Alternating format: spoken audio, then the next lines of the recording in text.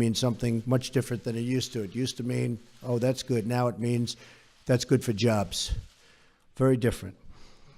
Plants and factories are already starting to move back into the United States, and big league, Ford, General Motors, so many of them. I'm making this presentation directly to the American people with the media present, which is an honor to have you.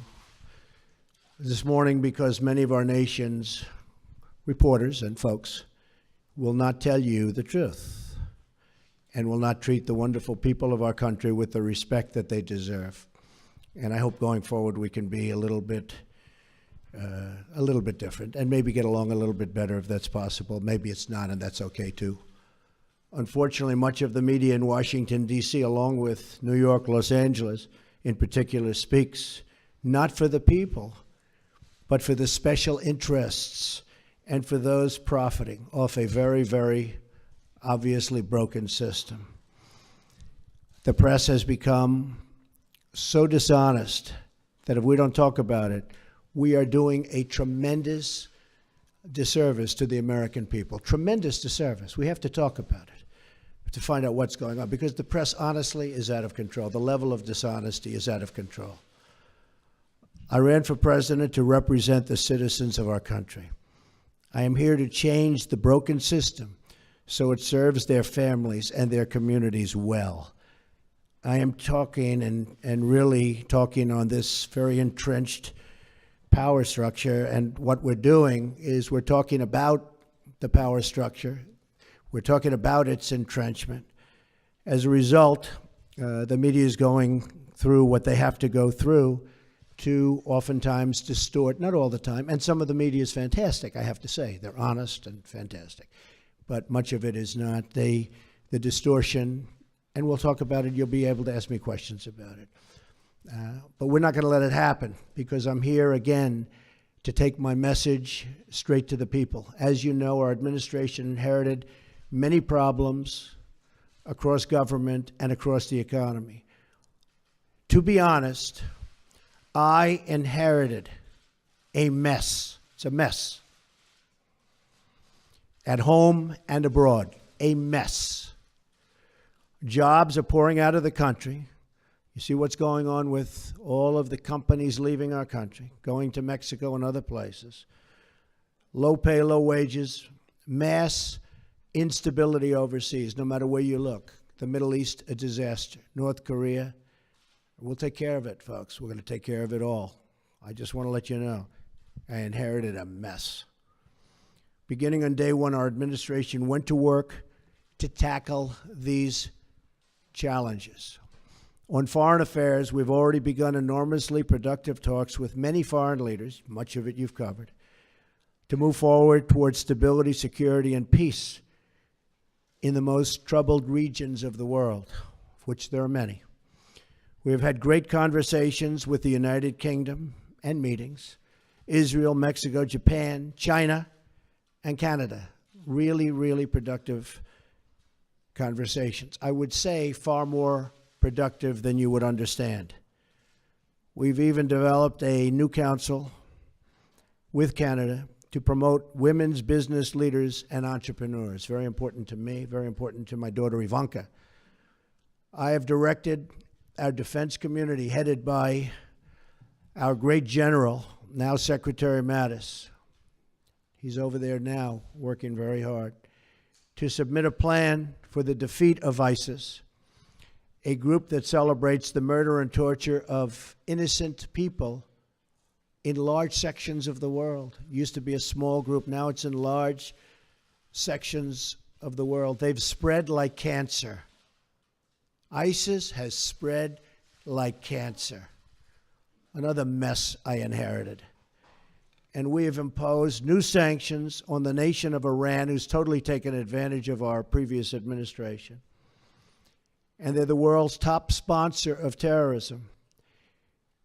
And we're not going to stop until that problem is properly solved. And it's not properly solved now. It's one of the worst agreements I've ever seen drawn by anybody. I've ordered plans to begin for the massive rebuilding of the United States military. I've had great support from the Senate. I've had great support from Congress generally. We've pursued this rebuilding in the hopes that we will never have to use this military. And I will tell you, that is I would be so happy if we never had to use it. But our country will never have had a military like the military we're about to build and rebuild. We have the greatest people on earth in our military, but they don't have the right equipment, and their equipment is old. I used it. I talked about it at every stop. Depleted. It's depleted. It won't be depleted for long. And I think one of the reasons I'm standing here instead of other people is that, frankly, I talked about we have to have a strong military. We have to have strong law enforcement also. So we do not go abroad in the search of war. We really are searching for peace, but it's peace through strength. At home, we have begun the monumental task of returning the government back to the people on a scale not seen in many, many years. In each of these actions, I'm keeping my promises to the American people. These are campaign promises. Some people are so surprised that we're having strong borders. Well, that's what I've been talking about for a year and a half, strong borders. They're so surprised. Oh, he's having strong borders. Well, that's what I've been talking about to the press and to everybody else. One promise after another, after years of politicians lying to you to get elected. They lied to the American people in order to get elected. Some of the things I'm doing probably aren't popular, but they're necessary for security and for other reasons. And then coming to Washington and pursuing their own interests, which is more important to many politicians. I'm here following through on what I pledged to do. That's all I'm doing. I put it out before the American people, got 306 electoral college votes. I wasn't supposed to get 222. They said there's no way to get 222. 230 is impossible. 270, which you need, that was laughable. We got 306 because people came out and voted like they've never seen before. So that's the way it goes. I guess it was the biggest electoral college win since Ronald Reagan. In other words, the media is trying to attack our administration because they know we are following through on pledges that we made, and they're not happy about it for whatever reason. But a lot of people are happy about it. In fact, I'll be in Melbourne, Florida at 5 o'clock on Saturday, and I just heard that the crowds are massive that want to be there. I turn on the TV, open the newspapers, and I see stories of chaos.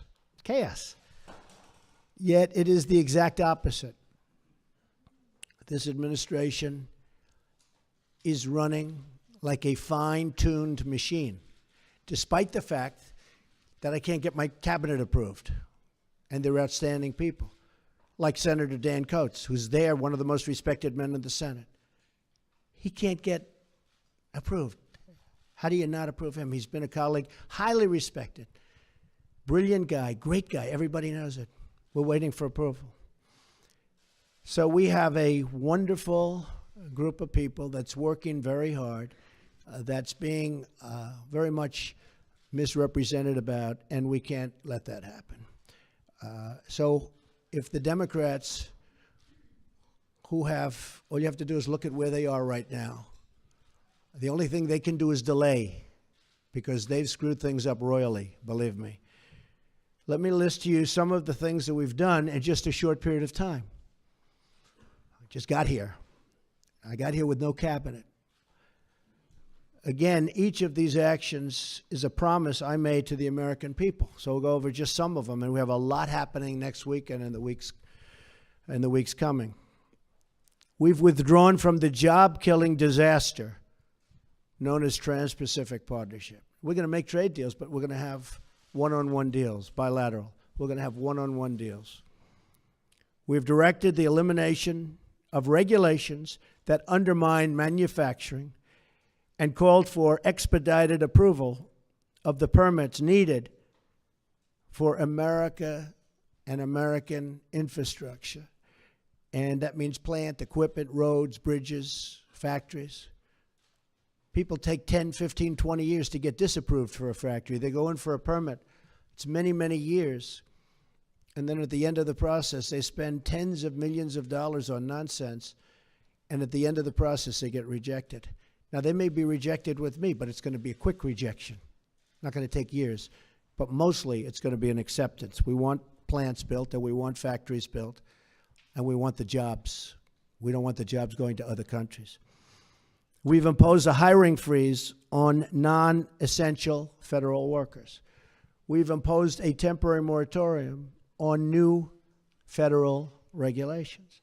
We've issued a game-changing new rule that says for each one new regulation, 2 old regulations must be eliminated. Makes sense. Nobody's ever seen regulations like we have. You go to other countries and you look at industries they have and you say, let me see your regulations. And they're a fraction, just a tiny fraction of what we have. And I want regulations because I want safety, I want all environmental situations to be taken properly care of. It's very important to me. But you don't need 4 or 5 or 6 regulations to take care of the same thing. We've stood up for the men and women of law enforcement, directing federal agencies to ensure they are protected from crimes of violence. We've directed the creation of a task force for reducing violent crime in America, including the horrendous situation, take a look at Chicago and others, taking place right now in our inner cities. Horrible. We've ordered the Department of Homeland Security and Justice to coordinate on a plan to destroy criminal cartels coming into the United States with drugs. We're becoming a drug-infested nation. Drugs are becoming cheaper than candy bars, and we're not going to let it happen any longer.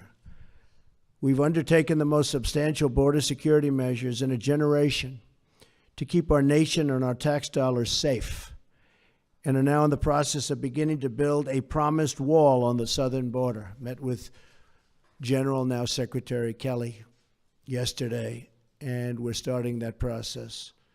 And the wall is going to be a great wall, and it's going to be a wall negotiated by me. The price is going to come down just like it has on everything else I've negotiated for the government. And we're going to have a wall that works. We're not going to have a wall like they have now, which is either non-existent or a joke. We've ordered a crackdown on sanctuary cities that refuse to comply with federal law and that harbor criminal aliens, and we've ordered an end to the policy of catch and release on the border. No more release. No matter who you are, release. We've begun a nationwide effort to remove criminal aliens, gang members, drug dealers, and others who pose a threat to public safety. We are saving American lives every single day. The court system has not made it easy for us. And are even creating a new office in Homeland Security dedicated to the forgotten American victims of illegal immigrant violence, of which there are many. We've taken decisive action to keep radical Islamic terrorists out of our country. Though parts of our necessary and constitutional actions were blocked by a judge's, in my opinion, incorrect and unsafe ruling, our administration is working night and day to keep you safe, including reporters safe, and is vigorously defending this lawful order. I will not back down from defending our country. I got elected on defense of our country, and I keep my campaign promises. And our citizens will be very happy when they see the result. They already are, I can tell you that. Extreme vetting will be put in place, and it already is in place in many places. In fact, we had to go quicker than we thought because of the bad decision we received from a circuit that has been overturned at a record number. I've heard 80%. I find that hard to believe. That's just a number I heard, that they're overturned 80% of the time. I think that circuit is in chaos, and that circuit is, frankly, in turmoil. But we are appealing that, and we are going further. We're issuing a new executive action next week that will comprehensively protect our country. So we'll be going along the one path and hopefully winning that. At the same time, we will be issuing a new and very comprehensive order to protect our people. And that'll be done sometime next week, toward the beginning or middle at the latest part. We've also taken steps to begin construction of the Keystone Pipeline and Dakota Access Pipelines, thousands and thousands of jobs, and put new Buy American measures in place to require American steel for American pipelines. In other words, they build a pipeline in this country, and we use the powers of government to make that pipeline happen. We want them to use American steel. And they're willing to do that, but nobody ever asked before I came along. Even this order was drawn, and they didn't say that. And I'm reading the order, I'm saying, why aren't we using American steel? And they said, that's a good idea, we put it in. To drain the swamp of corruption in Washington, D.C., I've started by imposing a 5-year lobbying ban on White House officials and a lifetime ban on lobbying for a foreign government. We've begun preparing to repeal and replace Obamacare. Obamacare is a disaster, folks. It's a disaster. You know, you can say, oh, Obamacare. I mean, they fill up our rallies with people that you wonder how they get there, but they're not the Republican people that our representatives are representing. So we've begun preparing to repeal and replace Obamacare and are deep in the midst of negotiations on a very historic tax reform to bring our jobs back. We're going to bring our jobs back to this country, big league. It's already happening.